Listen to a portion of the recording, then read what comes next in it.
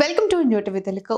BRS పై మంత్రి సీతక్క సంచలన వ్యాఖ్యలు చేశారు. మీడియాతో మాట్లాడుతూ ప్రజలు ఎప్పుడో బీఆర్ఎస్ ను ఫుట్బాల్ ఆడుకున్నారని అన్నారు. రేవంత్ రెడ్డి ప్రపంచ ఆటగాడితోనే ఫుట్బాల్ ఆడినట్లు తెలిపారు.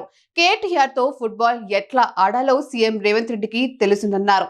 అధికారం పోయిందని అక్కస్తో హరీష్ రావు మాట్లాడుతున్నారని మండిపడ్డారు. హరీష్ రావుకు మించి తప్పుడు కూతలు, తప్పుడు మాటలు, గ్లోబల్ ప్రచారం ఎవరూ చేయలేరని విమర్శించారు.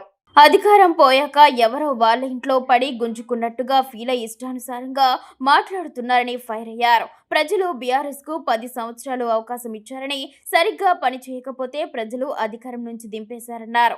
ఇప్పుడు కాంగ్రెస్ కు అవకాశం ఇచ్చారన్నారు. కాంగ్రెస్ మంచిగా పని చేయనప్పుడు కాంగ్రెస్ ను కూడా దించుతారని అన్నారు. కవితకు జవాబు చెప్పలేక కాంగ్రెస్ పార్టీ మీద పడుతున్నారని ఆగ్రహం వ్యక్తం చేశారు. ప్రజల సమస్యలతో తాము పాజిటివ్ దృక్పథంతో ఉంటామని స్పష్టం చేశారు.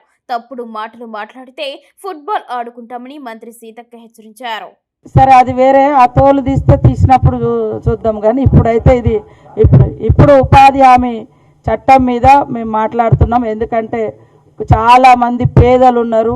ఉపాధి లేకుంటుంటే గ్రామీణ వ్యవస్థలో మరింత పేదరికం వచ్చే ప్రమాదం మీకు అందరికీ తెలుసు. కాబట్టి ఫ్లెక్సిబుల్గా ఉన్న చట్టం ఇది. అంటే వాళ్లకు పని కల్పించడం మన బాధ్యత, పని అడగడం వాళ్ళ హక్కుగా ఉండే, తర్వాత వాళ్ళ ఊర్లలో ఎలాంటి పనులు చేసుకోవాలో వాళ్ళే నిర్ణయించుకునే హక్కు కూడా వాళ్ళకు ఉండే. ఇప్పుడు అలాంటివన్నీ కూడా తీసేయడంతో చాలా ప్రమాదం ఏర్పడుతుంది గ్రామీణ అభివృద్ధికి. కాబట్టి దాన్ని మేము బీజేపీ తీసుకొచ్చిన ప్రభుత్వాన్ని ఖండిస్తూ ఉన్నాం. ఇది ఉపాధి హామీ చట్టము కేంద్ర ప్రభుత్వం పరిధిలో వచ్చిన చట్టం. కేంద్రమే 100% భరించే చట్టం ఆనాడు తీసుకొచ్చింది.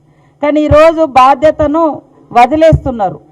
కేంద్రం బీజేపీ ప్రభుత్వం వదిలేసి, రాష్ట్రాల మీద వదిలేసి, వాళ్ళ వెనుకంతా కుట్రలు వేరే. కాబట్టి ఇందాక మీరు అన్నట్టుగా గత ప్రభుత్వం ఉపాధి హామీ చట్టం మీద ఎప్పుడు కూడా వాళ్ళు సమీక్షలు చేయలేదు. ఇలా పేదల గురించి కాదు, వాళ్ళ అధికారం కోసమే వాళ్ళు మాట్లాడుతున్నారు. ఇప్పుడు ప్రతిపక్షం ఉన్నా అధికార పక్షం ఉన్నా ప్రజలలో ఉండేటోళ్ళు ప్రజానాయకులు.